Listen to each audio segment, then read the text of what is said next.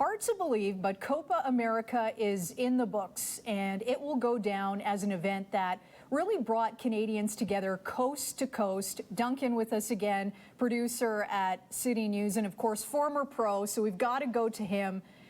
What do you make of the top four finish for Canada? There was good and there was bad.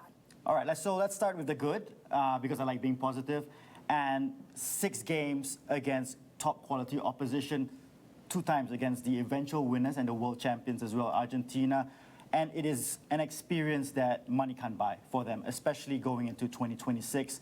And we were just talking off air, they won't have this kind of level of intensity, the hostility in the stands up to the World Cup, because there is no qualifiers for the World Cup. We automatically qualify for it. So this is a great setup for 2026. And you know what, the team, they have done themselves proud in terms of the performances on the pitch. You know, they've lacked here and there in certain areas, which we'll touch on in terms of the bad, but overall, such a great experience for the team, and they have stepped up 1 or even 2 levels.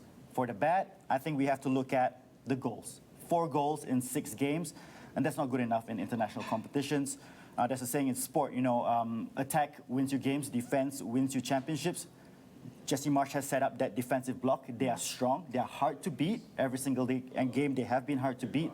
But I think going forward, you know, there is question marks around, does Kyle Larin and Jonathan David match up front?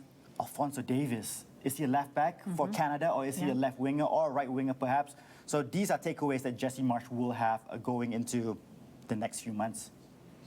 Now, speaking of players, when you look at this tournament, whose stock is on the rise for Canada?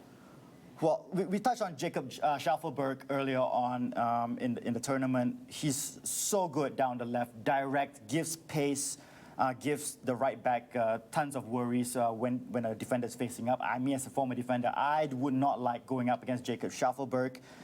Max Kripo, there were question marks on who would be number 1 for Canada moving forward. I think that is a Max Kripo position moving forward till 2026. And Ismail Kone, whose stock was on the rise, I think now it's at its highest, and he's one that is going to be running Canada's midfield going forward 2026 and beyond. First tournament under Jesse Marsch.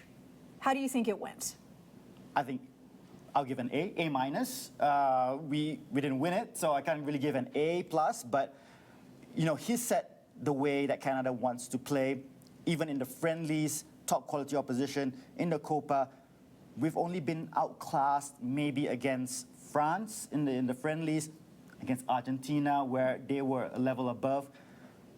But you know, we've gone toe-to-toe with many of the teams, and I think he would take so much confidence going forward for Jesse Marsch, and he's had that expectation. He's had that bar raised right now, and the honeymoon period will wear off at some point, and it's those friendly matches moving forward. Gold Cup next year. Canada now has to aim to win it, because that's where we are as a football nation right now.